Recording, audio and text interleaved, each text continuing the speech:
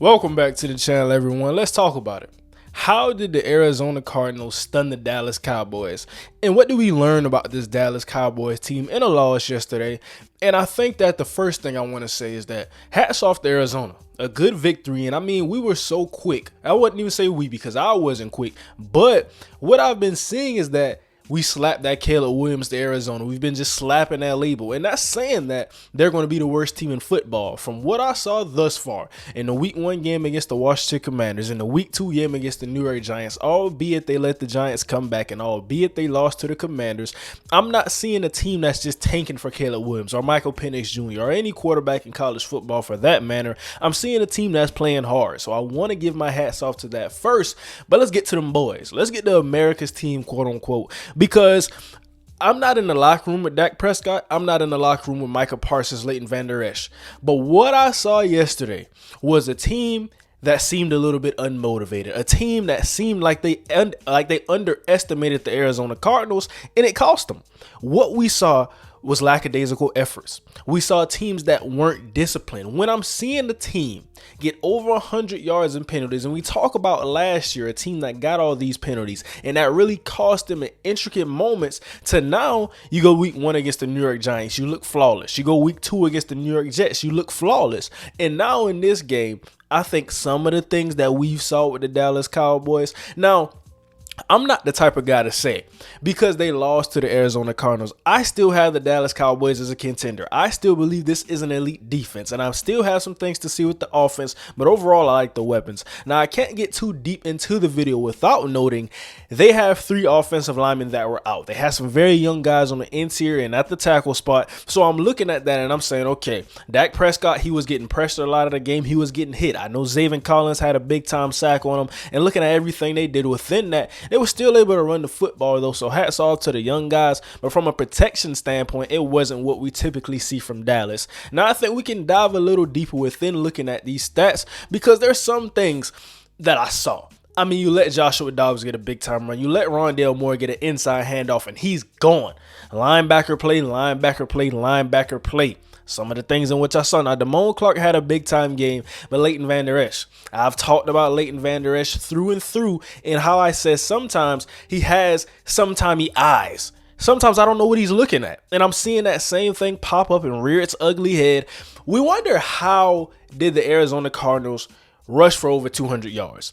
Because you look at the Dallas Cowboys, and I think of their first 2 opponents with the Giants and the Jets. And what I'm thinking about is that you get them in these 2nd and longs, you get them in these 3rd and longs, and you let that pass rush go hunt. You let a DeMarcus Lawrence, a Micah Parsons, a Dorrance Armstrong go hunt.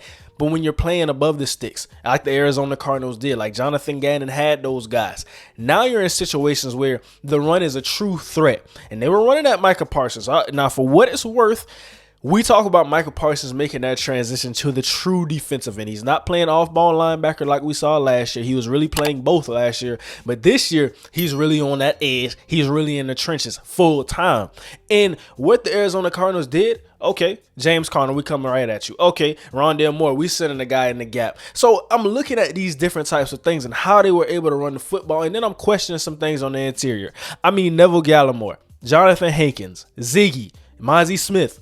Where were these guys yesterday? Because I name all of these guys and they're all talented, all big-time interior defensive linemen. The Dallas Cowboys went out and they drafted a defensive tackle in the 1st round for a reason. And you're still having some of those same problems. And Mozzie Smith is not even really a full-time starter on this team. So we're seeing other guys, and of course it's a rotation. But what I'm seeing is that the impact that we thought it was going to have. And it's still week 3. I want to preface this by saying that. But talking about what I saw yesterday and how you lose a game. And I want to get back to the penalties. Let's get to this section right here. Now, we're going to talk about that number above it because you see 1 of 5 in the red zone, but 13 for 107. You win the time of possession with 34 minutes. The Arizona Cardinals possessed the football, we could say 10 less minutes than you. They went to the red zone 3 less times than you. They still had penalties. Still lost this game. I'm looking at all those things and I'm thinking, okay, in the interception to Kaiser White from Dak Prescott, that's another play I can point to. Just some of those little things. And we look at that.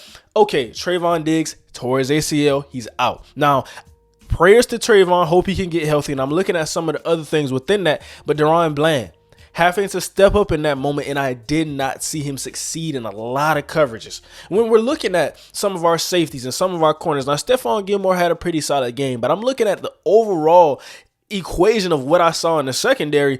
I'm seeing a lot of guys giving wide open coverages. Let's talk about how Hollywood Brown was getting wide open. Let's talk about how Michael Wilson was open for a 70-yard bomb. Those types of plays are things you can't have. Now, the penalties, the holding calls, the different types of things, of course it hurts, but you go 1 of 5 in the red zone.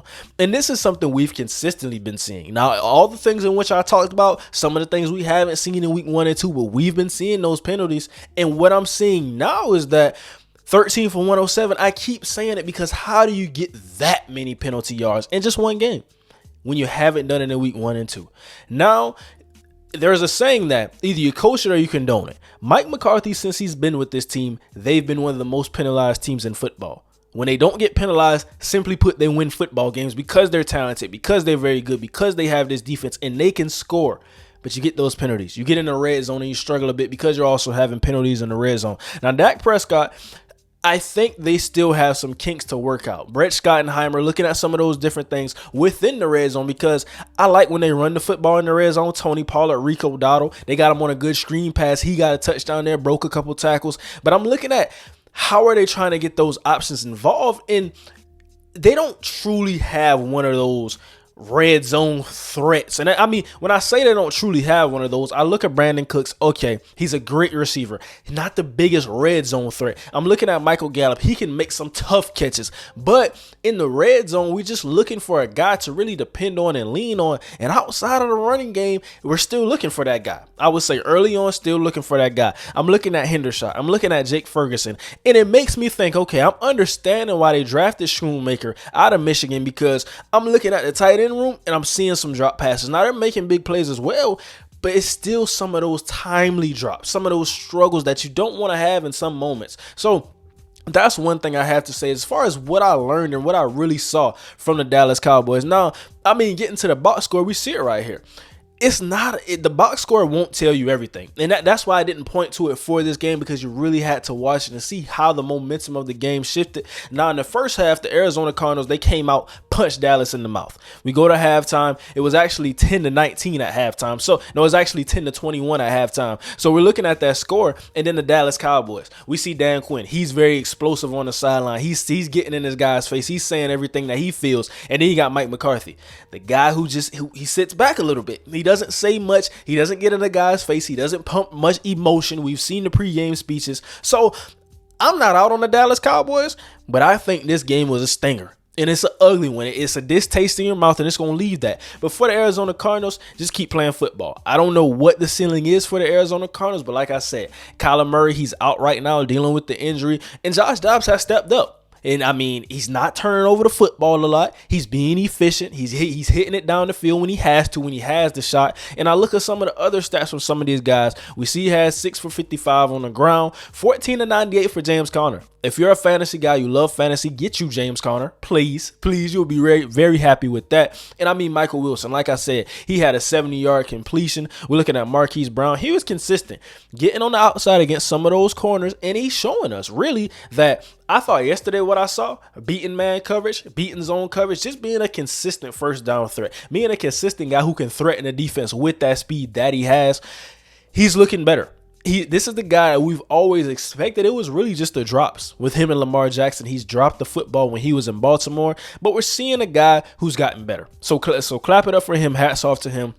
And then outside of that, not too many targets. Rondale Moore had 4 catches for 8 yards. James Conner, he had a couple catches, some timely catches like I talk about. And then defensively, like I said, Kaiser White, Damone Clark, a guy who I just touched on, he had a big-time game. And outside of that, we can see. And then you go Keatriel Clark on the defensive side of the ball, looking at all of that. Jalen Thompson, Marco Wilson, some pretty solid guys on the back end from what I saw. Cam Thomas at the linebacker position. And then for the Dallas Cowboys, you got Damone Clark, Jerron Kearse, of course, DeMarcus Lawrence, Micah Parsons showing up. He had some big time pressures and a sack. So overall, this is what we had from the game. What did you learn from the Dallas Cowboys? These were some of the biggest things in which I learned. I think they really just underestimated, and some of the habits from last year, bad habits at that, they really reared their ugly head. Arizona came out, they hit them in the mouth, they never looked back.